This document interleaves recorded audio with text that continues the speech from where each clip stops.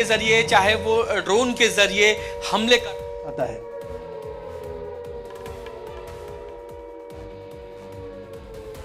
लगातार पीछे जो है वो होता जा रहा है भारत से, और यही कारण है कि पाकिस्तान ये बिल्कुल नहीं चाहता कि भारत और वो लड़ाई में उतरे और लड़ाई जो दोनों के बीच हो जाए, क्योंकि ऐसा होता है तो ये निश्चित है, ये सब जानते हैं कि पाकिस्तान को मुंह की खानी पड़ेगी। यही कारण है कि लगातार वो सेना का तो मुकाबला कर नहीं पा रहा, क्योंकि उसके पास जो हथियार नहीं है, और हथियार हैं तो आउटडेटेड हथियार हैं, और उन्हीं हथियारों के जरिए वो मासूम लोगों को एलओसी के आसपास जो गांव है भारत के, उन लोगों को निशाना बना रहा है, वहां पर जो है सीज फायर का उल्लंघन कर रहा है, और कभी कभी जो है वो लोगों को भी निशाना बना रहा है। लेकिन भारत ने अभी तक पाकिस्तान के मासूम लोगों को निशाना नहीं बनाया, सिर्फ उन्होंने उन जगह को भारत ने निशाना बनाया है जिनकी वजह से आज ये स्थितियां उत्पन्न हुई है, चाहे वो आतंकवाद को लेकर हो या पाकिस्तान के नापाक इरादे को लेकर हो, जिनके जरिए पाकिस्तान अपनी नापाक हरकतों को अंजाम दे रहा है। ये पाकिस्तान भी अच्छी तरह जानता है कि वो ज्यादा दिन तक टिक नहीं पाएगा, लेकिन बावजूद इसके अंतरराष्ट्रीय लेवल पर उसकी साख ना बिगड़े, अंतरराष्ट्रीय लेवल पर उसकी थूथू हो, इसीलिए वो थोड़ा बहुत रिटेलिएट जरूर कर रहा है। लेकिन वो ये डरा हुआ है कि अगर ये चीजें आगे बढ़ी, स्तर की बात की, ऐसे में देखिए आईएमएफ की तरफ से जो फंडिंग दे दिया गया, उसी के बाद से हम देख रहे हैं कि बहुत ज्यादा, अगर ख्वाजिब इनकी बात करें, आसिफ की अगर हम बात करें, जो उनके रक्षा मंत्री है, या फिर प्रधानमंत्री की हम बात करें जिन्होंने अभी एनसीए की बैठक बुलाई है, तो हम समझ सकते हैं कि देखिए कहीं ना कहीं आपको पैसा मिल गया, आप आर्थिक तौर पे थोड़े से मजबूत हो गए, आपको लग रहा है पूरी दुनिया आपके समर्थन में आ रही है, और ऐसे में आप देखिए एनसीए की बैठक बुलाते हैं, और लेकिन वही भारत की तरफ से ये जोरदार अटैक, 6 बैलिस्टिक मिसाइल से ये अटैक किया गया है, लेकिन तिलमिलाहट साफ तौर से। लेकिन आईएमएफ का इतना सपोर्ट मिल जाना, रजनीश कैसे देखा जाए इसे? देखिए जाहिर तौर पे पाकिस्तान हाथ में कटोरा लेके हमेशा जो है वो एक देश से दूसरे देश के सामने भटकता रहता है। ऐसे में कुछ एक देश ऐसे हैं जो उसके कटोरे में एक आध रुपया या कुछ भीख जरूर डाल देते हैं, जिसके दम पर पाकिस्तान को लगता है, आप सोचिए, फर्ज कीजिए अगर आपके कटोरे में 1 रुपया ना हो और कोई आपके कटोरे में 10 रुपए डाल दे, तो आपका लेवल क्या रहेगा, आपकी सोच का लेवल क्या रहेगा। वही हालत पाकिस्तान की है कि पाकिस्तान खाली कटोरा लेके सबके आगे घूम रहा है। कई लोगों ने उसको दुत्कार दिया, लेकिन कुछ एक लोग ऐसे हैं जिन्होंने उनके कटोरे में कुछ एक भीख डाल दी, और ऐसे में पाकिस्तान को लगता है कि उसके पास बहुत कुछ आ गया है और वो भारत का मुकाबला कर लेगा। लेकिन यही उसका आत्मविश्वास, यही ओवर कॉन्फिडेंस उसे लेके डूब रहा है। उसके जो पाकिस्तान के जो लोग हैं वो खुद पाकिस्तान के नेताओं की, उनकी जो सेना है उसके ऊपर थू कर रहे हैं, उनकी जो है वो बता रहे हैं कि किस तरीके से वो भारत का मुकाबला कर रहे हैं। वो खुद, आपको याद होगा कल पाकिस्तान के लोगों ने ही ये बयान दिया था, ये बातें सामने आई थी, वीडियो सामने आई थी कि अगर जो जंग होती है तो शहबाज शरीफ तो छोड़ के भाग जाएंगे, वो उनको मरने के लिए छोड़ देंगे, खुद तो बचने के लिए उन्होंने रास्ते जो है निकाल रखे हैं। लेकिन आम जनता को जो है वो इसका खामियाजा भुगतना पड़ेगा। तो कहीं ना कहीं शहबाज शरीफ और जो उनके जो है दूसरे मंत्री हैं, उनके ऊपर लगातार जो है वो सवालिया निशान वहीं के लोग लगा रहे हैं। तो ऐसे में अगर थोड़ी बहुत जो है सपोर्ट पाकिस्तान को मिल जाता है तो वो अपने लोगों को ये बताने की कोशिश करता है कि हम आपके साथ हैं। लेकिन सच्चाई क्या है वो पाकिस्तान भी जानता है, पूरा देश जानता है, और भारत ये अच्छी तरह जानता है कि पाकिस्तान की औकात क्या है और पाकिस्तान किस औकात तक गिर सकता है। तो यही कारण है कि अभी तक भारत ने उस तरीके से अभी तक युद्ध नहीं किया, अभी तक उस तरीके से हमले नहीं किए, सिर्फ अभी तक सिर्फ जवाब दिए जा रहे हैं। बिल्कुल रजनीश, 65, 71 सब याद आ रहा होगा आज जब युद्ध की स्थिति, और जो अपनी तरफ से ये कह दिया कि अब तो कोई विकल्प नहीं बचा, लेकिन 65, 71 को जरूर याद कर रहे होंगे पाकिस्तान के लोग भी, उनके हुक्मरान भी, उनकी आर्मी भी,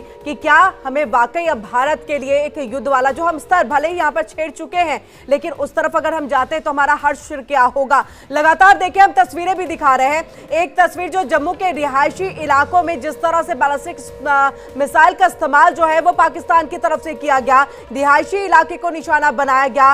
ये वो 3 मंजिला इमारत है जिसमें ऊपर की इमारत को जो है यहाँ पर नुकसान पहुंचा है, लेकिन लेकिन इसमें कोई जनहानि नहीं हुई है, ये एक राहत वाली खबर। लेकिन वहीं हम आपको दूसरी तस्वीर दिखा रहे हैं कि किस तरह से देर रात जो है लगातार, यानी 8 साढ़े 8 बजते बजते देखिए जम्मू में जो है लगातार वहां पर सायरन की आवाज सुनाई देने लगी थी। रमन हमारे संवाददाता इसको लेकर के पूरी जानकारी कल दे रहे थे। आज भी सुबह में देखिए वो पहुंचे उस रिहायशी इलाके में, वहां पूरी उन्होंने जानकारी दी। वहीं रजनीश भी लगातार हमारे साथ जुड़े हुए हैं।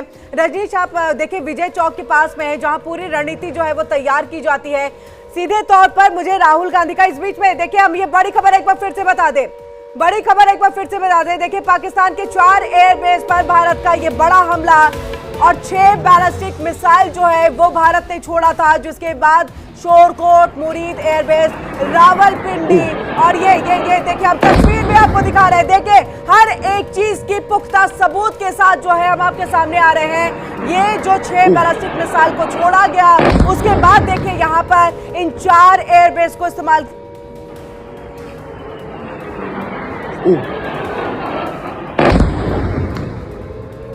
तो ये देखिए 6 बैलिस्टिक मिसाइल को जब हमने भारत की तरफ फेंका और उसके बाद उसको भेजा है, तो देखिए 4 एयरबेस जिसकी बात हम लगातार कर रहे हैं, रावलपिंडी का एयरबेस, मुरीद चक्रवाल का एयरबेस, शोरकोट का एयरबेस, नूर खान का जो एयरबेस है, ये सब यहाँ पर तबाह हो गए हैं। और इसी के बाद से देखिए बौखलाहट पाकिस्तान की सीधे तौर पर कि वो अब एनसीए की बैठक बुला रहा है या आपात बैठक उसकी तरफ से बुलाई जा रही है, लेकिन संभवतः क्या कुछ करेगा उस पर नजर बनी रहेगी, क्योंकि न्यूक्लियर वॉर की तरफ बढ़ता है तो उसको अपने गिरबान में झांकने की जरूरत पड़ेगी कि उसके यहाँ पर कितने न्यूक्लियर हैं और कितने भारत के पास है, क्योंकि पूरी दुनिया पैसे से समर्थन दे चुकी है, क्योंकि आवाम की चिंता है उनको।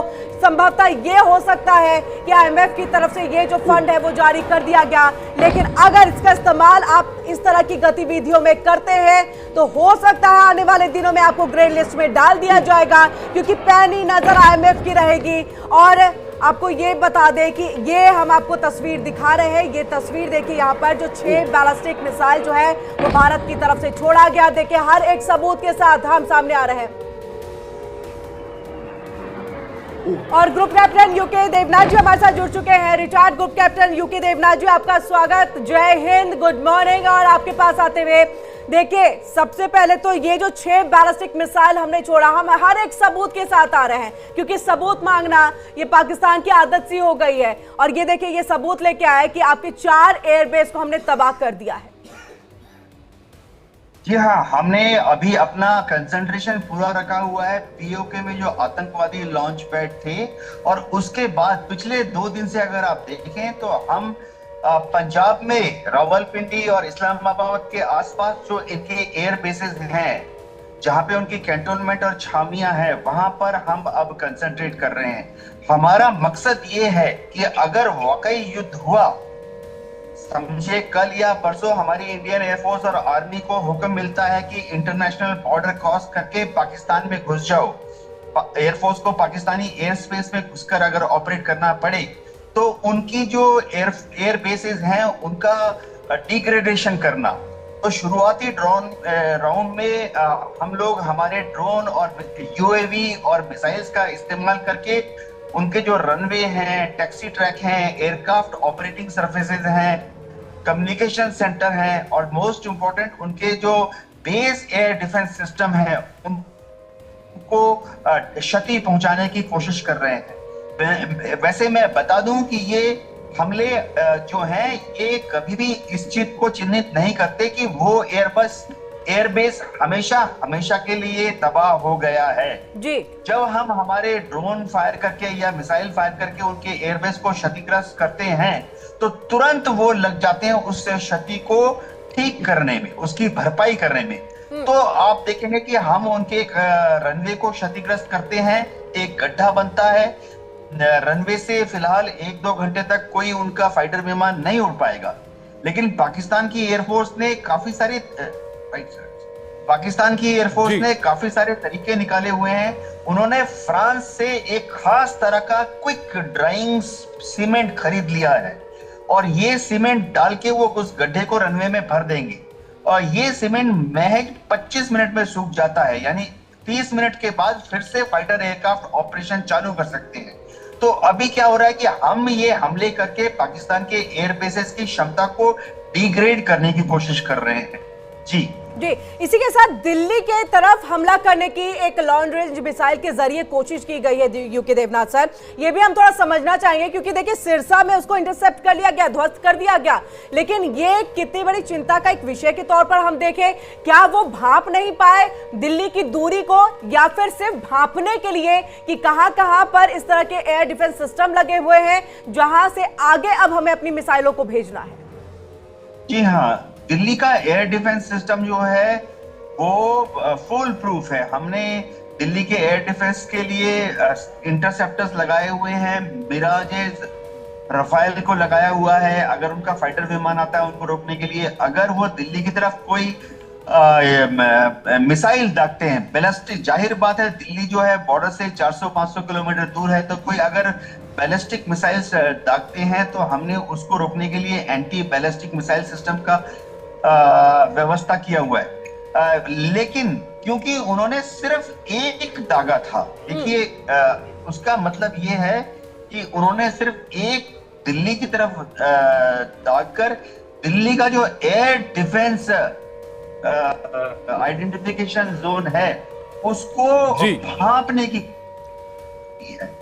अगर वो सीरियसली, अगर असल में युद्ध छिड़ जाता है तो वो दिल्ली की तरफ कभी भी एक मिसाइल नहीं फायर करेंगे, एक साथ 4, 8 या 12 मिसाइलें फायर करेंगे। यूके देवनाथ जी, आपने यहाँ पर एयर डिफेंस सिस्टम की बात की, हमास के पैटर्न को यहाँ पर पाकिस्तान जो है वो पूरी तरीके से फॉलो कर रहा है।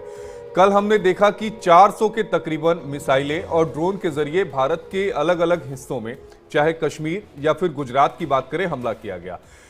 क्या ये माना जाए कि भारत के एयर डिफेंस सिस्टम की जो क्षमता है, पाकिस्तान अब उसको परखना चाहता है कि एक साथ जो सीरीज ऑफ मिसाइल्स हैं, जिस तरह से हमास ऑपरेट करता है इजराइल के ऊपर, कि सीरीज ऑफ मिसाइल आप दाग दो, एक मिसाइल या 2 मिसाइल तो सही जगह जाके गिरेगी, क्या अब उस एयर डिफेंस क्षमता को पाकिस्तान की तरफ से नापा जा रहा है और आने वाले समय में ये जो मिसाइल्स हैं या फिर ड्रोन्स हैं, इनकी क्षमता को और ज्यादा बढ़ाया जाएगा, यानी संख्या को और ज्यादा बढ़ाया जा सकता है क्या?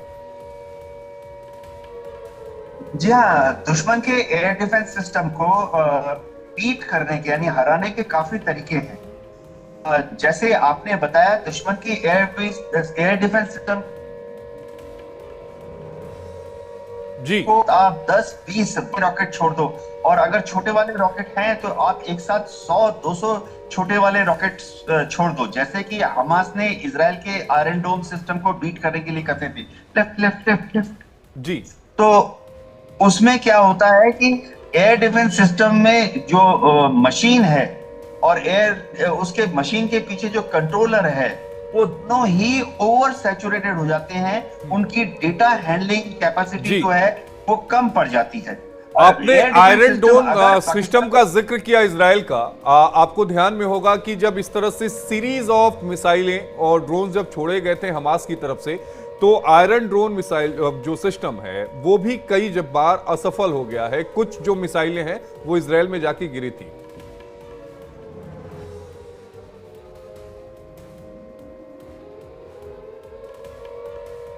यूके देवनाथ जी, सवाल आपसे था।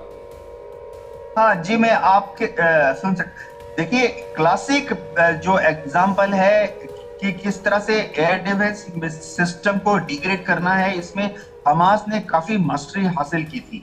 हूती ने भी, अगर आप देखें, उन्होंने भी यमन से जो मिसाइलें लॉन्च की थी, तो वो हमेशा क्या करते थे कि एक साथ 2, 3 या 4 मिसाइलों को लॉन्च करते थे। तो इस जो यूके देवनाथ जी, हम आपके पास वापस लौटते हैं, कुछ नेटवर्क इश्यूज है, आपकी आवाज जो है वो क्लियर नहीं पहुंच रही है। मिसाइल को असाइन करना पड़ता है।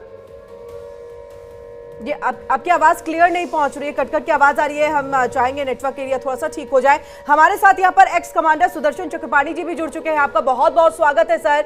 जय हिंद और गुड मॉर्निंग। साथ में सर, सबसे पहले यही, क्योंकि देखिए अब जिस तरह से जो एक सेना की तरफ से प्रेस कॉन्फ्रेंस हो रहा था, हम लगातार देख रहे हैं उसकी टाइमिंग यहाँ पर बदली जा रही है, और वहीं इस्लामाबाद में एनसीए की आपात एक बैठक बुला दी गई है। एनसीए की बैठक का मतलब भी समझेंगे, क्योंकि ये जानना बहुत जरूरी हो जाता है कि क्या अब न्यूक्लियर की तरफ सोच जो है वो पाकिस्तान रखने जा रहा है, क्या न्यूक्लियर की तरफ सोच रहा है? किरण जी, सबसे पहले नमस्कार, जय हिंद, जय भारत जी। अब देखिए, पाकिस्तान के पास ऑप्शंस क्या बच रहे हैं। उन्होंने बहुत कोशिश कर ली भारत को उकसाने के लिए कि वो पाकिस्तान के रिहायशी इलाकों में सिविलियंस के खिलाफ कोई एक्शन ले, ताकि वो अपना विक्टिम कार्ड प्ले कर सके। क्योंकि उनका स्टैंडर्ड सब ये है, सिस्टम उनका, पहले हमला करेंगे, फिर कुछ होगा, फिर विक्टिम कार्ड प्ले करेंगे और फिर कहेंगे कि साहब अब ठीक है अब हम तरह शांति कर लेते हैं। इस बार वो नहीं हो रहा है। इस बार भारत ने अपनी प्लेबुक बहुत बढ़िया सटीक तरीके से की है। उसने जितना भी उकसाया गया उसने कुछ नहीं किया एक्सेप्ट टेरर लॉन्च पैड्स पे किया, मिलिट्री टारगेट्स पे अभी आप मारना शुरू कर दिया, सिविलियन टारगेट्स को नहीं छुआ है, बिल्कुल ही नहीं छुआ है। तो वो बार बार उकसा रहा है। यहां तक कि आप देखिए, जम्मू में मंदिर के ऊपर हमला किया, सिविलियन रिहायशी इलाकों के ऊपर शुरू से हमला करता आया है। वो उकसा रहा है कि आप कुछ करें।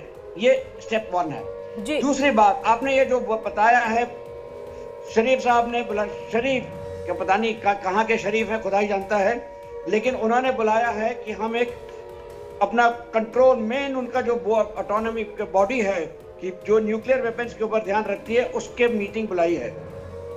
क्यों बुलाई है? क्योंकि अब उसके पास और कोई कार्ड नहीं बचा है। अब वो न्यूक्लियर कार्ड खेलेगा ताकि कोई ना कोई आके पाकिस्तान को बचा ले। बचाने वाला कोई है नहीं। टर्की पीछे हट रहा है धीरे धीरे, चीन पहले ही हट गया है पीछे, अमेरिका ने बोल दिया कि आपने जो किया है वो उस जिम्मेदारी आपकी है। सुदर्शन सर, यहाँ अमेरिका की चीजों पे थोड़ी सी एक कहते हैं कि संदिग्ध है उनकी तरफ से चीजें, क्योंकि अगर आप IMF में वोटिंग नहीं करते, क्योंकि देखिए आपके पास सबसे ज्यादा पावर था और आप वहां पर जब उसका इस्तेमाल कर रहे हैं, आप IMF की तरह से फंडिंग दिलवा रहे हैं पाकिस्तान को, तो ऐसे में अब ऐसा लग रहा है कि अफगानिस्तान में जैसे आपने अपने सेनाओं को रखा था, लेकिन जैसे ही मुसीबत आई आप पीछे भाग गए, आप अपने देश चले गए। अब तो मतलब ये हाल हो गया है कि अमेरिका पे कितना भरोसा करे कितना नहीं करे, ना उनकी दोस्ती अच्छी ना दुश्मनी अच्छी, अब तो यही सोचा जा सकता है। वो तो बिल्कुल सही है, हमारे लिए हमारे इंटरेस्ट सर्वश्रेष्ठ है, कहीं और कोई और इंटरेस्ट नहीं है। हमारा दोस्त कोई नहीं है, हम ही दोस्त है अपने। हमको अपने आप करना है और ये पहली बार भारत ने किया है कि मैं अपने आप करूंगा। वरना क्या करता था भारत? अमेरिका, आप पाकिस्तान को टेरर स्टेट डिक्लेयर कर दो, UN आप पाकिस्तान को टेरर स्टेट डिक्लेयर कर दो, आप फलाने को टेररिस्ट डिक्लेयर कर दो। हमने क्यों नहीं किया? हम क्या कर रहे हैं? ये चीज जो है, इस बार भारत ने अपने बूते के ऊपर, अपने बेसिस, अपने आत्मनिर्भरता के साथ अटैक जो किए हैं वो हमने किए हैं। उनके 600 मिसाइल, 400 ड्रोन एक साथ आ रहे हैं हमारे पास, लेकिन फिर भी हम उनको डिस्ट्रॉय कर रहे हैं। चक्रपाणी जी, अभी हमने अटैक किया नहीं है, अभी हम केवल डिफेंस कर रहे हैं। और सबसे अहम बात यह है कि जिस तरह से फतेह बैलिस्टिक मिसाइल का इस्तेमाल पाकिस्तान की तरफ से किया गया, हालांकि उसकी रेंज ज्यादा नहीं है, महज 200 किलोमीटर है, लेकिन पाकिस्तान के अगर हम बात करें, आर्मी के पास शाहीन है, बाबर है, गौरी है, शाहीन 3 जिसकी तो रेंज 3000 किलोमीटर तक है। तो पाकिस्तान के पास अभी विकल्प बहुत हैं। अब सवाल ये उठता है कि हमारी तरफ से जो स्ट्राइक है वो कब की जाएगी? देखिए, हमको संयम बरतना है, ये मेरा अपना निजी विचार है। हमको पाकिस्तान के ट्रैप में नहीं आना चाहिए। हमारा जो है नैरेटिव इतना सटीक बैठा हुआ है कि पूरा विश्व हमारे साथ है। हमको विश्व की जरूरत नहीं है, विश्व को हमारी जरूरत है।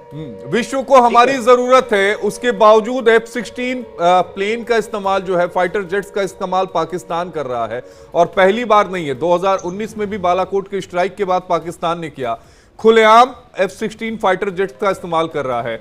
IMF उसको फंड दे रहा है $1 अरब का, 8,500 करोड़ तो उसको जल्द ही मिल जाएंगे, फंड उनको दिया जा रहा है। तो वाकई जो चीजें दिखाई जा रही हैं वैसी है क्या? देखिए, हाथी के दांत कुछ होते हैं दिखाने के और खाने के कुछ और होते हैं। पाकिस्तान को पता है कि वो अमेरिका के ऊपर ज्यादा विश्वास नहीं कर सकता, जैसे हम भी ये जानते हैं। अमेरिका फेयर वेदर फ्रेंड है, जब सब सही है मैं आपका दोस्त हूं, जब गड़बड़ होगी तो मैं पीछे हट जाऊंगा। अफगानिस्तान में हुआ, उससे पहले वियतनाम में भी हुआ है, ये मत भूलिए। इराक में भी यही हुआ है, ठीक है, लीबिया में भी यही हुआ है। अब देखिए, जहां जहां अमेरिका ने हस्तक्षेप किया है वहां वहां उस देश की तबाही ही हुई है। तो आते हैं हम वापस हिंदुस्तान के ऊपर ही जी। आपने कहा और भी मिसाइलें हैं, बिल्कुल हैं, अब आप देखिए, जब छोटी छोटी ड्रोन आप निकाल लेते हैं। बिल्कुल सर, हम आपके पास वापस लौटते हैं। इस बीच बड़ी खबर आ रही है। इस बीच आपको बता दें, देखिए पाकिस्तान पर भारत का बड़ा हमला। रहीम यार खान एयरपोर्ट तबाह, हवाई अड्डे का रनवे तबाह, रावल